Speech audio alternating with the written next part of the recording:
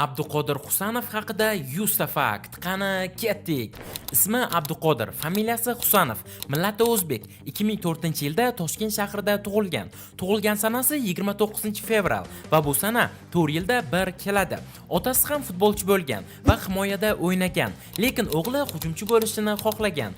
Husanov yoshligida hujumchi bo'lgan. Manchester City futbolchisi hisoblanadi.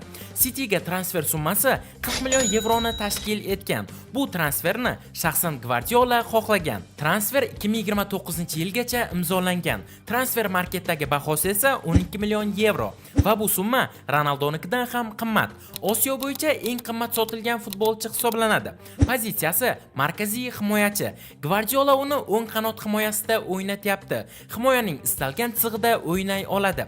Professional faoliyatini Bunyodkorda boshlagan, lekin Bunyodkor Husanovni asosiy tarkibga olmagan. 16 yoshda energetik buguga o'tgan. U yerda 1 yil tarkibga tusha olmagan va faqat shug'ullanib yurgan. Energetik bugu safida 35 ta o'yinda maydonga tushgan va 4 ta gol va 4 ta assistni amalga oshirgan. 2023-yil 24-iyulda Lans klubi bilan shartnoma imzolagan. O'zbekiston tarixidagi Liga 1da o'ynagan ilk o'yinchi. 2023-yildan milliy terma jamoada o'ynashni boshlagan. Ingliz tilini bilmaydi. Cityning 3-darvozaboni Ortega bilan mashq qilishni yoqtiradi. Chelsiga qarshi debyut o'yini juda omadsiz bo'lgan. Asosan 3 tadan iborat himoya chizig'ida o'ynashga moslashgan. Husanovning otasi uning eng katta motivatsiya beruvchisi hisoblanadi. MTG'dagi birinchi debyuti Umonga qarshi o'yinda bo'lgan. Lansdagi debyutini Wolfsburgga qarshi qilgan. Husanovning bo'yi 190 cm, og'irligi 85 kg. Intervyular berishni yoqtirmaydi. Futbol o'ynashdan ko'ra intervyu berish qiyin deb hisoblaydi. Husanovning ukasi ham futbolchi. Yoshligida boks bilan shug'ullangan. Professional faoliyatidagi ilk golini Nemon Grodo klubiga kiritgan. 2022-yil 19 yoshgacha bo'lgan O'zbekiston yoshlar jamoasida debyut qilgan. 2023-yil mart oyida Osiyo kubogida chempionlikni qo'lga kiritgan. Real Madridga qarshi javob o'yinida to'liq o'yin o'tkazdi va Viniciusga umuman imkon bermadi. O'yindan keyin 7 ball oldi. Husanov shaxsiy hayotini ko'rsatishni yoqtirmaydi. Kompyuter o'yinlariga qiziqadi. Futbol bo'yicha virtual musobaqalarda qatnashib turadi.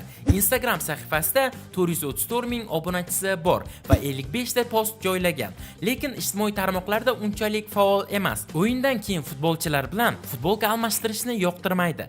City'dagi ikkinchi o'yinida gol urishga erishgan. Maxsus dietada yuradi. Asosiy maqsadi O'zbekiston milliy jamoasini jahon chempionatiga olib chiqish. Stol tenisi o'ynashni yaxshi ko'radi. 2024-yilda Xalqaro futbol tarixi federatsiyasi tomonidan yilning eng yaxshi yosh o'yinchisi nomzodiga kiritilgan. Husanovga Fransiya muxlislari tomonidan o'zbek tilida minnatdorchilik bildirilgan. Yoshligidan top 5 klublariga o'ynashni o'ziga maqsad qilib qo'ygan. Abbos Fayzullayev bilan yaqin do'st. Lansdagi murabbiyi Abduqodirni o'z o'g'lidek ko'radi. Abduqodir 45 raqamida o'ynaydi.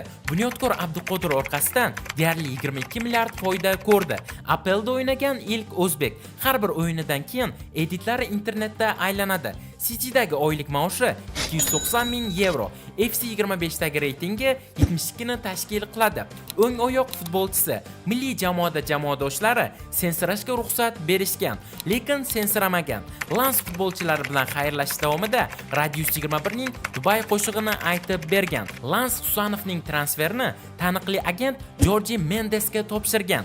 Mojito gol ichimligini reklama qilgan. Eng yaxshi ko'rgan taomi osh. Bunyodkor akademiyasiga amakisi olib borgan. Belarus klubiga o'tganda hatto rus tilini bilmagan, lekin keyinchalik o'rganib olgan. Belarus klubidagi ilk maoshini ota-onasiga sovg'a qilgan. Lansda 25 raqamida o'ynagan. Real Madrid Husanov transferiga qiziqqan. Milliy termamiz safida 18 o'yinda maydonga tushgan. Energetik bugu safida 45 raqam ostida o'ynagan va debyut o'yinida 2 ta assist qilishga ulgurgan. Taniqli insider Romanoning o'zi Husanovning Insta sahifasiga obuna bo'lgan. 2024-yil oktyabrda Husanov Liga 1ning eng yaxshi o'yinchisi bo'lgan. Himoyachi bo'lishiga qaramasdan, jarima zarbasidan ham yaxshi zarba bera oladi. Ronaldoning o'yini va hayotidan motivatsiya oladi. City muxlislari Husanov haqida qo'shiq yozishgan va Jeki Chan deb laqab qo'yishgan. Chelsea bilan o'yindagi xatosidan keyin City muxlislari olqishlab motivatsiya berishgan. Gvardiola intervyusida Husanovni Cityning kelajagi deb aytgan. Akanjining jarohatidan keyin asosiy tarkib o'yinchisiga aylandi. Rus kommentatorlari Husanov o'yinlarini hate qilishyapti. Gvardiola Reis va Husanov tanlovida hamyurtimizni tanlagan. Real Madridga qarshi o'yinda Husanov alohida samolyotda ketgan, lekin bu haqida City rasmiy bayonot bermagan. Arda Güler bilan u juda ham yaqin do'st. Do'stlar, bugungi videomiz shulardan iborat edi. Agarda video yoqqan bo'lsa, videoga like bosing, kanalimizga obuna bo'ling va kommentariyada keyingi Yustafakt kim haqida chiqishini yozib qoldiring.